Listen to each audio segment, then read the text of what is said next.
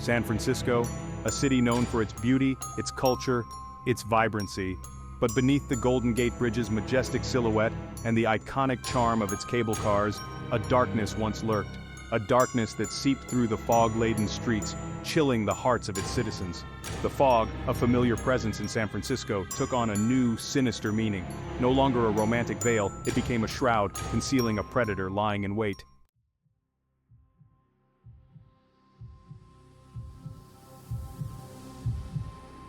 The first sign of this encroaching darkness came on a December night. A young couple, David Faraday and Betty Lou Jensen, were on their first date, their laughter echoing in the stillness of a secluded lover's lane. It was a scene played out countless times, a timeless tableau of youthful innocence. But on this night, the script took a horrifying turn.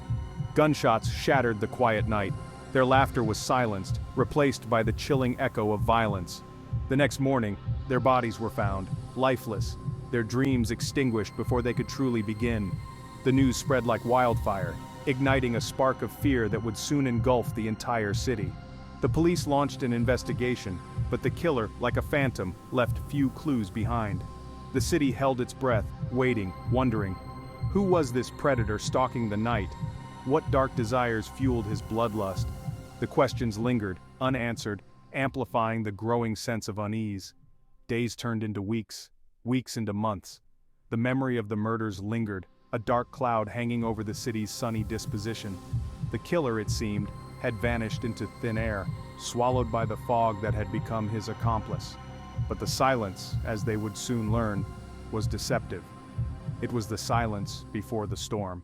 On August 1st, 1969, the silence was shattered. 3 letters, each bearing a chilling message, arrived at the offices of 3 Bay Area newspapers. They were signed with a chilling symbol, a crosshair over a circle. The Zodiac killer had announced his arrival. The letters contained ciphers, a macabre puzzle for the authorities to solve. This wasn't just a killer. This was a showman, a master manipulator who thrived on attention and fear. The idyllic setting of Lake Herman Road belied the horror that unfolded on December 20th, 1968. David Faraday and Betty Lou Jensen parked their car, seeking privacy under the starlit sky. The killer approached silently. Shots rang out, piercing the stillness. David died instantly. Betty Lou was gunned down trying to flee. The news spread through Vallejo, leaving a community in shock.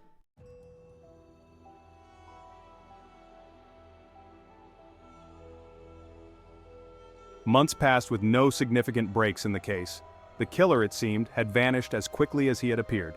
Then, on August 1st, 1969, 3 letters arrived at the San Francisco Chronicle, the San Francisco Examiner, and the Vallejo Times-Herald. Each letter contained a chilling confession. "I like killing people because it is so much fun," the letters began. The letters included a 408-character cryptogram, divided into 3 parts. The ciphers captivated the public and codebreakers alike. Donald Hardin, a high school teacher, and his wife Betty cracked the cipher. The message offered no concrete clues to the killer's identity. The summer of 1969 was drawing to a close, but the Zodiac's reign of terror was far from over. On September 27th, he struck again at Lake Berryessa, a popular recreation spot. Brian Hartnell and Cecilia Shepard were enjoying a picnic when a man approached them. He wore a bizarre, hooded costume with a chilling symbol, a crossed circle. Brandishing a handgun, he bound the couple's hands and feet with clothesline. He then stabbed them repeatedly with a double-edged knife. Cecilia succumbed to her wounds 2 days later. Brian miraculously survived the attack. This attack sent shockwaves through California. The Zodiac was becoming bolder, more confident. The city of San Francisco braced itself for the worst. On October 11, 1969, the Zodiac struck again. His victim was Paul Stein, a cab driver, gunned down in Presidio Heights. Witnesses saw a man fleeing, but descriptions varied. The only lead was a bloody piece of Stein's shirt mailed to the Chronicle. This act sent a chilling message: nowhere was safe. The police launched one of the largest manhunts in history. Yet, the Zodiac remained one step ahead. Weeks turned into months, and dread replaced panic. San Francisco was forever marked by the shadow of the Zodiac killer. San Francisco in the late 1960s was a city on edge. The Zodiac killer's cryptic messages and brutal crimes plunged the city into fear. The fog seemed to conceal a lurking predator. Every shadow held potential danger. The Zodiac's taunts were like poison darts. His boasts were impossible to ignore. He reveled in the terror he was causing. The Zodiac Killer's letters were his platform for broadcasting his twisted worldview. Written in a distinctive script, the letters were a mix of boasts, threats, and cryptic ramblings. The killer's fascination with ciphers added to the enigma. He delighted in taunting the authorities, challenging them to unravel his puzzles. The letters gave the Zodiac a voice, transforming him into a tangible presence.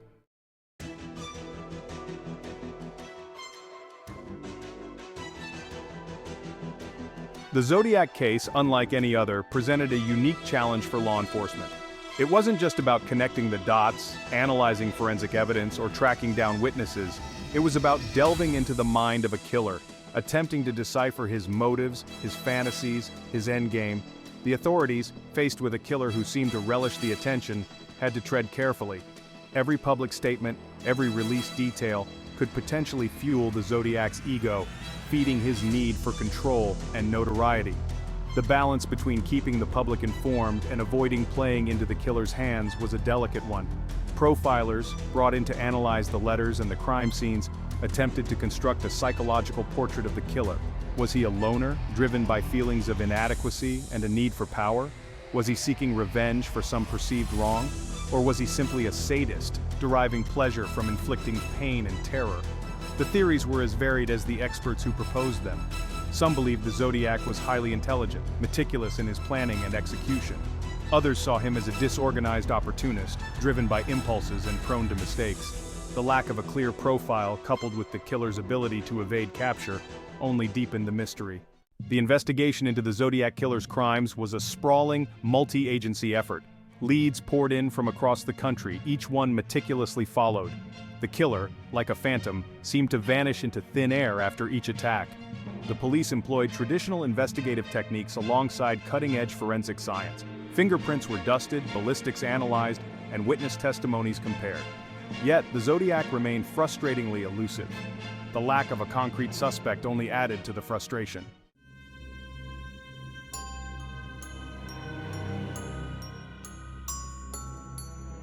Decades have passed since the Zodiac Killer terrorized Northern California.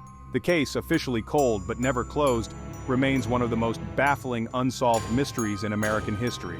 The killer's identity, shrouded in speculation and conjecture, continues to fascinate and frustrate in equal measure. The passage of time has done little to diminish the impact of the Zodiac's crimes. The victims, forever young in the memories of those who loved them, are remembered not only for how they died, but for the lives they were denied the chance to live. Their stories serve as a stark reminder of the fragility of life and the enduring power of darkness. The mystery of the Zodiac Killer, like the fog that often blankets San Francisco, lingers in the city's collective memory. It is a haunting reminder of a time when fear stalked the streets, when a shadow fell over a generation's innocence. And while the killer may never be unmasked, his legacy lives on. In the annals of criminal history, in the imaginations of those who still seek answers, and in the whispers of the fog that rolls in from the sea. The Zodiac Killer's communication with the press was as audacious as his crimes. He reveled in his murders, boasting and taunting the police with cryptic clues. His letters became a macabre form of correspondence, a one-sided dialogue with a city held captive by fear. Each letter was like a chapter in a twisted horror novel. He dictated the terms of engagement, injecting himself into the public consciousness. Newspapers became unwitting accomplices, their front pages transformed into bulletin boards for the Zodiac's pronouncements. And, of course, there were the ciphers, those enigmatic puzzles that seemed to hold the key to his identity. Among the many ciphers the Zodiac sent, the 408-character cipher remains one of the most infamous. Then, in a stunning breakthrough, a solution emerged. Donald Hardin and his wife Betty cracked the code. They revealed the chilling message hidden within. "I like killing people because it is so much fun," confirming the public's worst fears about the killer's psyche. While the 408-character cipher offered a glimpse into the Zodiac's twisted mind, the infamous 340-character cipher remains unsolved. This enduring mystery fascinates and frustrates investigators and amateur codebreakers alike, fueling endless speculation about the messages they might contain. The 340-character cipher, sent to the San Francisco Chronicle in November 1969, is considered the Zodiac's most complex puzzle. Its intricate arrangement of symbols has defied all attempts at decryption, despite decades of analysis by professional cryptographers, computer scientists, and dedicated hobbyists.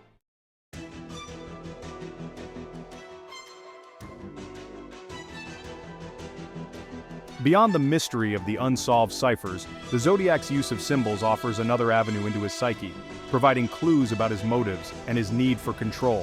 From the chilling cross-circle emblem to the bizarre hooded costume worn during the Lake Berryessa attack, each symbol was carefully chosen to instill fear and project an aura of power. The crossed circle, perhaps the most iconic of the Zodiac's symbols, appeared on his letters, his costume, and even at crime scenes. While its exact meaning remains a matter of debate, experts believe it represents the killer's desire for dominance, his need to mark his territory and claim ownership over his victims. The hooded costume, with its eerie resemblance to an executioner, further underscores the Zodiac's fascination with death and control.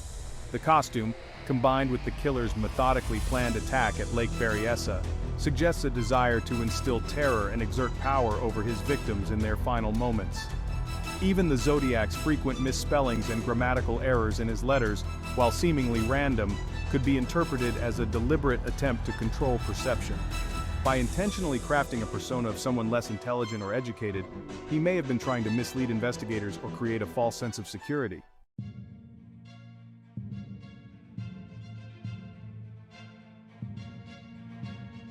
The Zodiac killer's ciphers, both solved and unsolved, remain an integral part of his enduring mystique. They are a tangible link to his reign of terror, a puzzle that continues to captivate and confound, even as decades pass. Their enduring power lies not only in the mystery they represent, but also in the possibility, however slim, that they hold the key to finally unmasking the killer.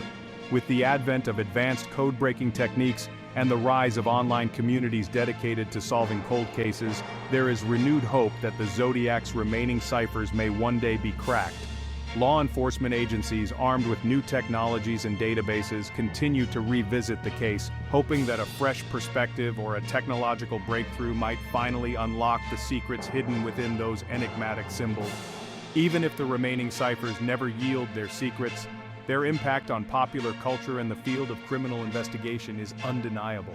They serve as a stark reminder of the power of symbols, the allure of unsolved mysteries, and the human need to find meaning in even the darkest corners of our world. The Zodiac's legacy, like his ciphers, remains a chilling testament to the enduring power of the unknown. The clanging bell of the newsroom typewriter took on a frenetic pitch as the Zodiac case gripped San Francisco. Each bloody act, each cryptic letter, wasn't just a crime, but a morbid spectacle splashed across the front pages. The killer commandeered the channels of information, turning them into his own twisted soapbox. Headlines screamed the Zodiac's moniker, his name becoming synonymous with terror and intrigue. Zodiac claims fourth victim, one headline blared, reflecting the city's collective fear. Cipher mystery deepens, another declared, fueling the public's obsession with the killer's cryptic messages. Newspapers weren't just reporting the news, they were actively participating in the unfolding drama.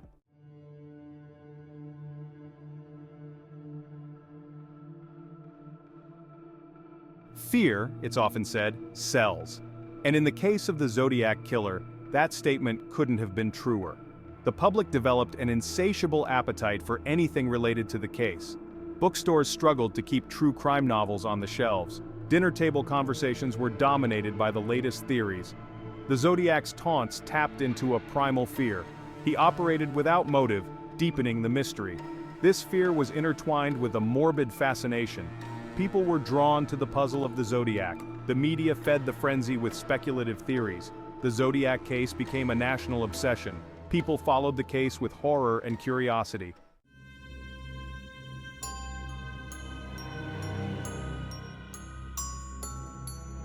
Living in the Zodiac's shadow, the Zodiac's reign of terror chilled San Francisco. The city, once vibrant, was gripped by fear and paranoia. The fog now seemed to conceal a predator. Parents drove their children to school, fearing the Zodiac. Couples avoided secluded spots, fearing crime. Going out at night became fraught with anxiety. The city's nightlife took a hit as people stayed home. Restaurants and bars saw a decline in patronage. The streets took on an eerie quiet, waiting for the next attack.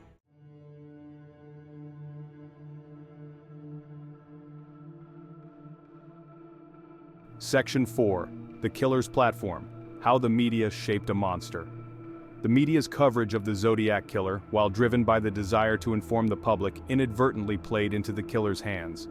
By giving him a platform, amplifying his threats, and fueling the public's fascination, the media helped shape the Zodiac's image. He thrived on the attention, reveling in the fear he was generating. The media, despite its best intentions, had become an unwitting accomplice. This symbiotic relationship is a cautionary tale, a reminder of the power of information.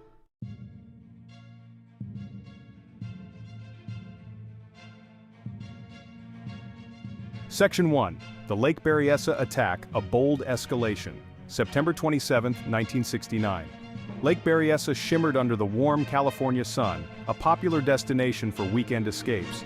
For Brian Hartnell and Cecilia Shepard, it was a day filled with laughter and shared moments.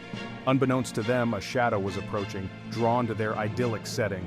Their attacker, hiding his face beneath a bizarre homemade hood, emerged from the trees, shattering the tranquility. He carried a gun and a chilling message, claiming to be an escaped convict in need of money and a vehicle. The Zodiac, it seemed, was taking credit for yet another act of senseless brutality.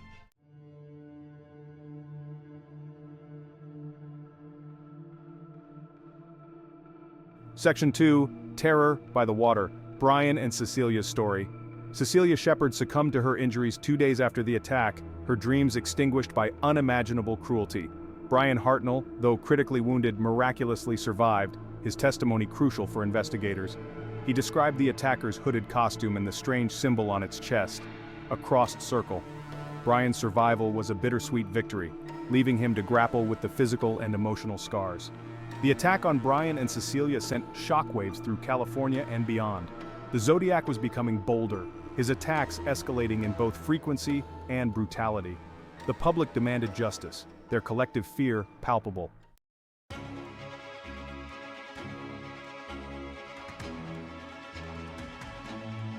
Section 3. A city holds its breath, the search for answers. The manhunt for the Zodiac killer intensified, fueled by public outcry. The police followed every lead, every whisper, every fleeting glimpse of a suspicious character. Composite sketches were circulated, their vacant eyes staring out from wanted posters. Despite their best efforts, the Zodiac remained elusive, a phantom moving through the fog of fear. The lack of concrete evidence and the killer's meticulous planning left investigators frustrated. The Zodiac was playing a deadly game of cat and mouse, always one step ahead. The authorities, despite their best efforts, were always one step behind.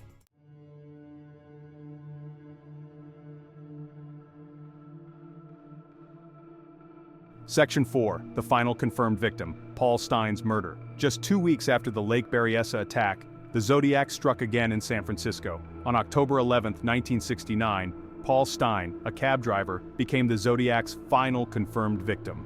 Stine picked up a fare near Union Square, unaware he was driving into a nightmare. As the cab approached Washington and Cherry Streets, a single gunshot rang out. Witnesses caught a glimpse of a man wiping down the cab before calmly walking away. The Zodiac claimed responsibility for Stine's murder in a chilling letter to the San Francisco Chronicle. As proof, he enclosed a blood-soaked piece of Stine's shirt, a chilling reminder of his power.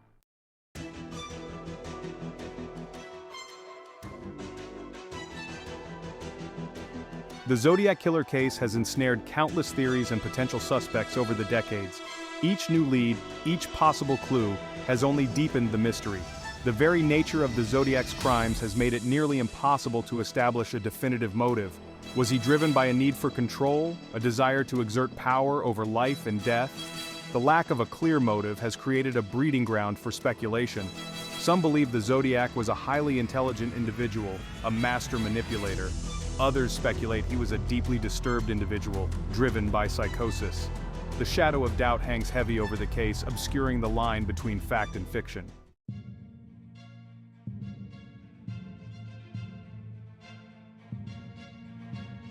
Of all the names linked to the Zodiac killer case, none looms larger than Arthur Lee Allen.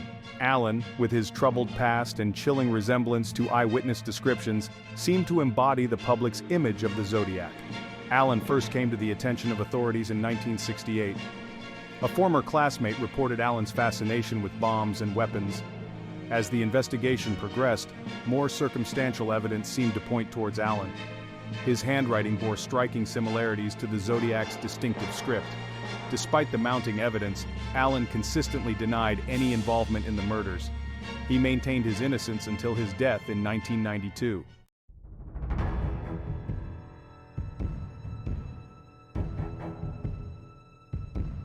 While Arthur Lee Allen remains the most prominent suspect, the fog of uncertainty has enveloped numerous other individuals. Some suspects were investigated extensively, their potential involvement tantalizing yet ultimately unprovable. One such figure is Ross Sullivan, a library worker who bore a striking resemblance to a police sketch of the Zodiac. Sullivan became a person of interest after his death in 1969. Another potential suspect is Lawrence Kane, a man with a history of violence and a documented obsession with codes and ciphers. Kane was linked to the Zodiac case through a cryptic message that seemed to contain his name. The list of potential suspects goes on, each name adding another layer of complexity.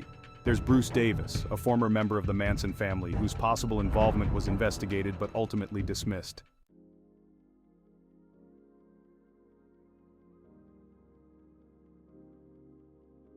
Despite decades of investigation, the Zodiac killer's true identity remains a mystery. However, with the advent of modern DNA analysis, a new chapter in the Zodiac case may be unfolding. Advancements in forensic science have led to the resolution of several high-profile cold cases. These breakthroughs have reignited hope that similar techniques might finally unmask the Zodiac. Investigators are revisiting old evidence, hoping to extract viable DNA samples. In 2021, a team of independent investigators announced they had successfully extracted DNA from a stamp on one of the Zodiac's letters. While the DNA profile did not match any existing profiles in criminal databases, it provided a crucial new lead. The possibility of using DNA and genetic genealogy in the Zodiac case is a beacon of hope.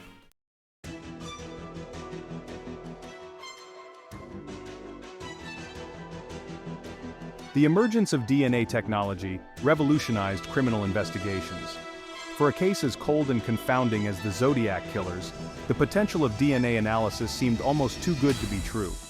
Early attempts to extract viable DNA from the Zodiac's letters and crime scenes proved frustratingly fruitless. The passage of time made it nearly impossible to obtain usable samples. However, forensic science advanced, offering new techniques capable of analyzing even the most degraded DNA samples. The hope remained that a trace of the Zodiac's genetic fingerprint might still exist. The potential for DNA to crack the case sparked a renewed sense of urgency among investigators. Every piece of evidence was reevaluated, scrutinized for the slightest trace of biological material.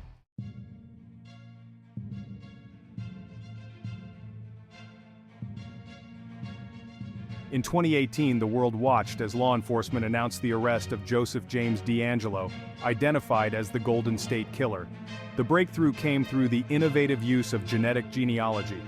The Golden State Killer case offered a glimmer of hope that the same techniques could be applied to unmask the Zodiac. If DNA could crack a case that had remained cold for over 40 years, surely it could shed light on the Zodiac mystery.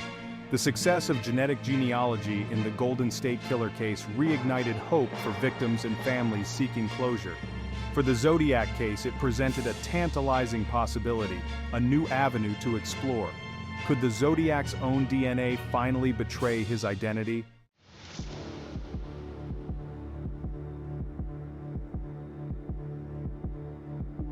While the promise of DNA technology offered a beacon of hope, the reality of applying these techniques to a case as old and complex as the Zodiac killers presented significant challenges. Time, that relentless sculptor of memories and degrader of evidence, had taken its toll on the physical remnants of the crimes. The Zodiac's letters, those chilling missives that had terrorized a city and captivated a nation, posed a particular challenge. Handled by countless investigators, journalists, and forensic analysts over the years, the letters were potentially contaminated with extraneous DNA, making it difficult to isolate the killer's genetic fingerprint. Furthermore, the Zodiac's modus operandi, marked by a seemingly deliberate effort to avoid leaving behind traceable evidence, further complicated matters. Unlike the Golden State Killer, who left behind DNA at multiple crime scenes, the Zodiac's physical presence seemed almost spectral, his actions shrouded in a cloak of meticulous planning and a chilling awareness of forensic techniques. Despite these challenges, investigators remained undeterred.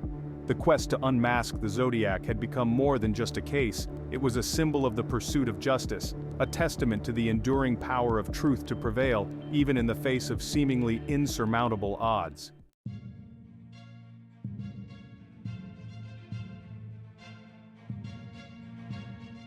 Section 4. The quest for closure. Will we ever know? As technology continues to evolve at an unprecedented pace, the possibility of finally identifying the Zodiac killer remains tantalizingly within reach. New techniques, yet to be imagined, might one day unlock the secrets hidden within the case files, providing the missing piece of the puzzle that has eluded investigators for so long. But what if, despite our best efforts, the Zodiac's true identity remains shrouded in mystery? What if the passage of time, coupled with the killer's meticulous planning, has erased the trail, leaving us forever grappling with questions without answers? The enduring fascination with the Zodiac killer case speaks to our innate desire for resolution, our need to make sense of the senseless. We crave closure, not just for the victims and their families, but for ourselves, as a way of taming the chaos, of reaffirming our belief that order can be imposed on even the most random acts of violence. Whether or not we ever definitively unmask the Zodiac killer, the case serves as a stark reminder of the enduring power of mystery, the limits of human knowledge, and the unsettling possibility that some secrets, no matter how diligently we pursue them, may remain forever out of reach.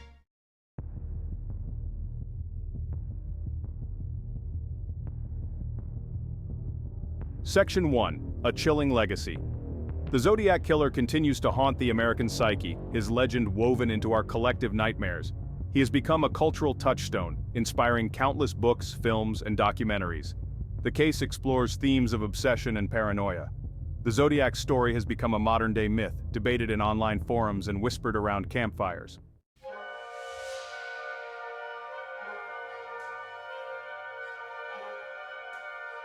Section 2. The unanswered questions.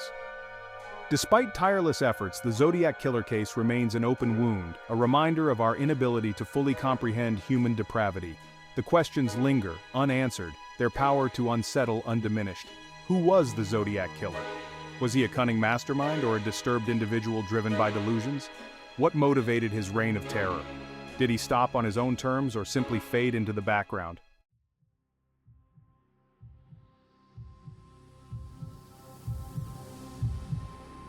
Section 3. The Zodiac's Shadow.